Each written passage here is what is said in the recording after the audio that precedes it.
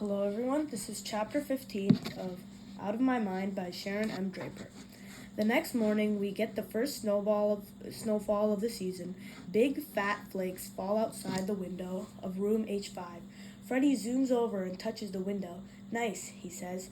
Mrs. Shannon rolls all of us closer so we can watch the snow accumulate on the grass and trees. It's really pretty. Even Jill seems to relax. We gonna play in the snow? Asks Maria. No, Maria, it's too cold outside. It's too cold to play outside. But guess what? It's getting close to Christmas. Maria cheers. I've heard it's some sort of tradition around here to decorate this old styrofoam snowman. Mrs. Shannon continues. She makes a face as she pulls Sydney's head out of his box. Maria starts to hug it, but Mrs. Shannon stops her and says, I believe in the smell of fresh pine trees at holiday time, and real candy canes and popcorn garland. Tomorrow I'm bringing in a real tree and we're going to make it beautiful. Freddie and Carl slap palms. Maria looks disappointed for a moment, but she seems to forget about the snowman as Mrs. Shannon gives everyone a soft piece of chocolate candy. She wisely stuffs Sydney back into his box. While Mrs. Shannon shows the rest of the class how to make paper snowflakes, Catherine and I sit together in front of the chunky classroom computer and do web searches on communication devices. It's so slow. Sometimes it gets jammed up and stalls, and we have to reboot it and start it all over. Room H5 always gets the big old leftover computers that the other classrooms no longer want. Catherine and I research all kinds of electric talking and communication devices that have been designed for people like me. Lots of them seem clunky and awkward as our room computer. Some look really complicated. All of them are expensive, crazy expensive. Some of the websites don't even list the prices, like they're afraid to specify how much the things cost. The devices that use standard computer keyboards won't work. I have no way to hit the individual keys. I need something that would work with just my thumbs. We find adapted computers, talking boards that speak, the words push button systems, and even devices that work with blinks or head nods. Finally, we find something called a Meditalker that looks like a possibility. It has spaces big enough for my thumbs to get into and millions of words and phrases built into it. I watch an online video of a boy about my age using one, and even though he clearly has no voice of his own, this little box lets him tell all the details of his recent birthday party. I get so excited that my legs start kicking and my arms start flailing and I look like some kind of crazy human helicopter. Catherine prints out the information and tucks it into the book bag that is attached to the back of my chair. Good luck, Melody, she whispers as she leaves for the day. When I get off the bus after school, Mrs. V is waiting for me as usual. I almost twist out of my seat trying to point to my bag, to let her know I have something important in it. Hold your horses, Mrs. V says. Since when are you excited to do homework? What's got you in all tizzy today? I just grin and kick. After my snack of caramel candy first and tuna melt last, and after Penny, who has just gotten up from her nap, eats applesauce, Mrs. V finally puts the papers out of my bag. Well, this is exactly what you need, Mrs. V says, slapping the printouts onto the table after reading them. No wonder you're all fired up. Yes, yes, yes, I point to. Then I point to the individual words. Talk to Mom and Dad. Talk, talk, talk. I'll do just that, just as they get home from work, Melody, Mrs. V promises. I can hardly wait while Penny watches Cookie Monster gobble carrots instead of cookies on Sesame Street. I dream of talking. When Mom picks up, Mrs. V, true to her word, not only shows Mom the printouts, but even has her computer already set to the web page where the Meditalker is advertised and sold. Penny sits on Mom's lap and keeps pushing computer keys, messing up the display, which is getting on my nerves, but Mom watches the video and shows people actually talking and cracking jokes, and even going to college by using that machine. Mrs. V explains to Mom how this is exactly right for me. And Mom, instead of being practical and sensible and thrifty like she usually is, seems to agree. Looks like insurance will cover about half the cost, she muses as she navigates the website. Let me talk to Chuck. This is long overdue. Tonight, I ask from my board. Tonight. Tonight, I ask from my board. Yup, tonight. Mom says, giving me a squeeze, but nothing happens right away in my world. Mom fills out the online application for the machine the next day and sends it in.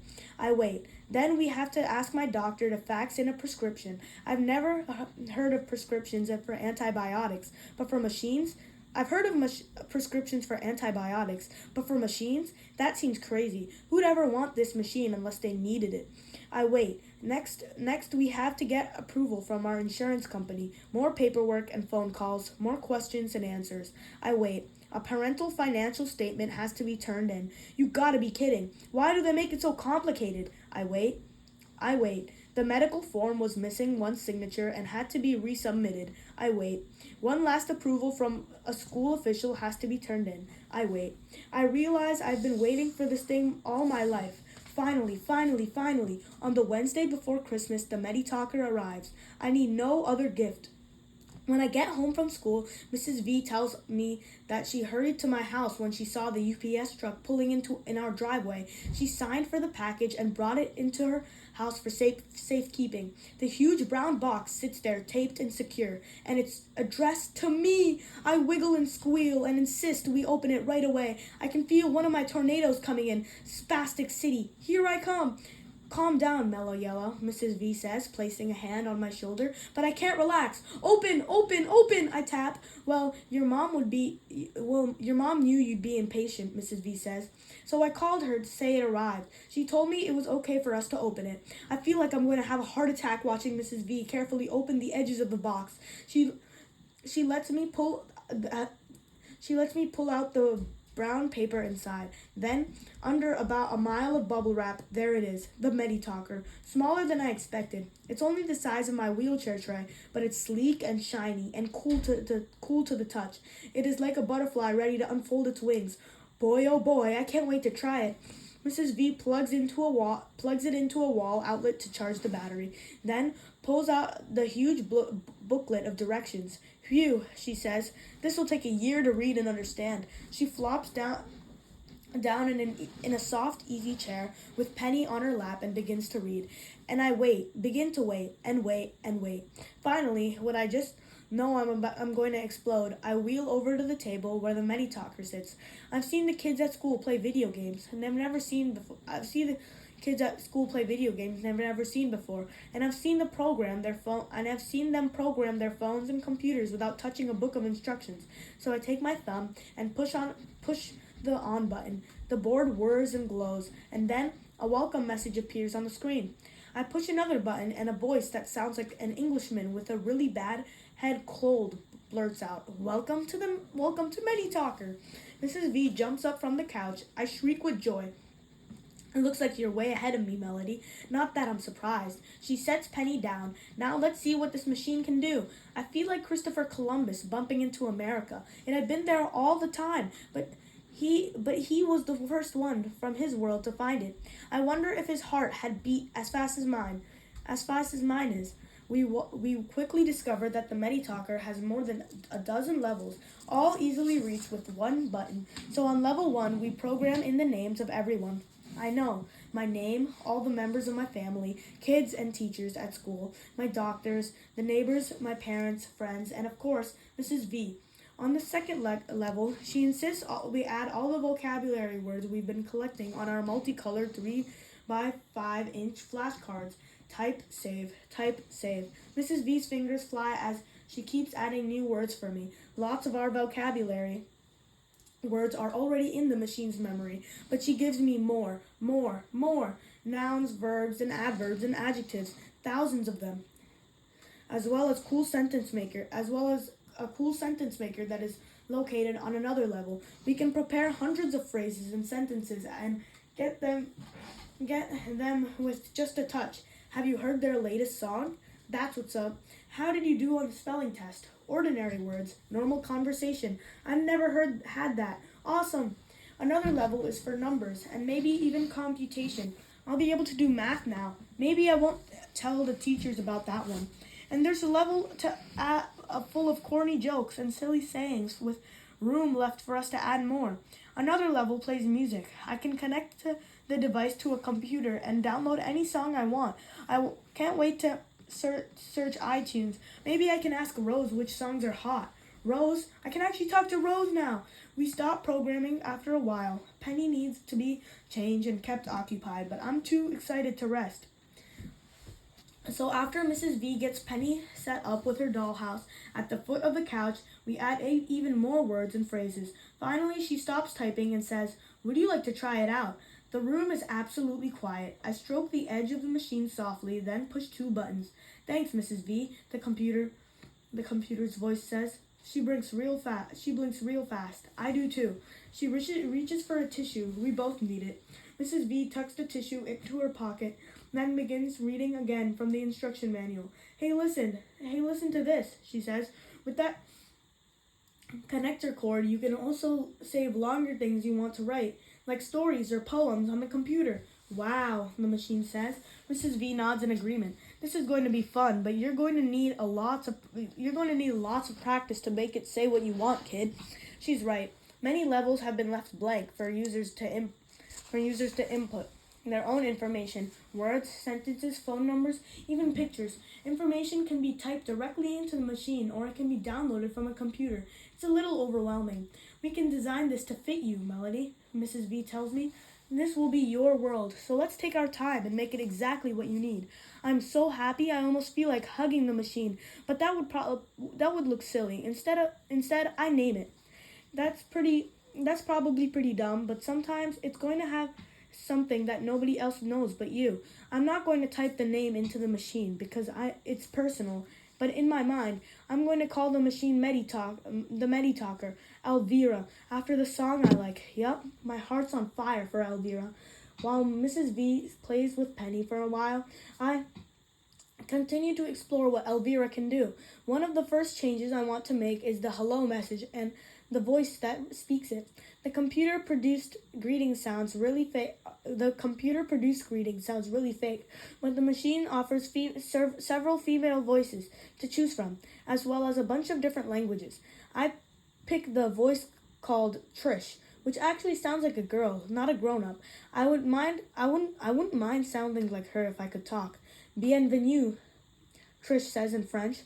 I know that means welcome. I push the button for German and she says, "Willkommen." I even find something that sounds like "Fu Ying" when I touch the button for Chinese. I stop for a minute and stare at the board. It has never occurred to me that there are kids like me in Germany and China and France who need a machine to help them talk. Mrs. V returns to me and helps me change the original welcome message from the very mechanical sounding "Welcome to Meditalker" to Trish's voice saying, "Hi, I'm Melody, talk to me." I can't wait to take it to school and introduce my new computer to everybody there. I wonder what Rose will say. But by now, both Mom and Dad have called to check on how we're doing, how much progress we've made. They're both anxious to get there and see the device for themselves. So while we wait, Mrs. V suggests that we just keep programming it, adding more and more. She thinks I should practice using it for a couple of weeks before taking it to school. I don't really want to wait, but I have to agree with her that this is going to take some time. I want to be able to use the system to talk like the ordinary kids, sort of. So we return to words. I want to input thousands of them. Notebook, marker, homework, assignment, test, positive, negative, fingernail, nail polish, outfit, backpack, pursue, scared, excited, purple. Then we type in more phrases, hundreds of them. To the mall, from a distance, in the middle of, as a result. The reason why. Lastly, we get to some sentences, dozens of them. What time is it? What's up with that? You crack me up. I'm so excited. Before the doorbell rings, when Dad and Mom come in to pick us up, Dad is ready with his camcorder. His hands are shaking a little. Show us how it works, honey, he says. I can't believe it. I can't believe Dad is making a video of me saying my first words. It's almost like when he filmed Penny's first words. Well, not really. I type very carefully and push the button to make the machine to make the machine speak. Hi, Dad. Hi, Mom. I'm so happy. Mom gets all teary-eyed and her nose gets red. She's looking at me all soft and gooey. When I think about it, I realize I've never ever said any words directly to my parents. So I push a couple of buttons and the machine speaks the words I've never been able to say. I love you. Mom completely loses it. She bubbles up with tears and grabs Dad. I think she might be sniffing back a couple of tears. I think he might be sniffing back a couple of tears himself, but he recorded it all. Okay, guys, so that is it for chapter number 15 of Out of My Mind by Sharon. I'm Draper. I'll be back later for chapter number 16.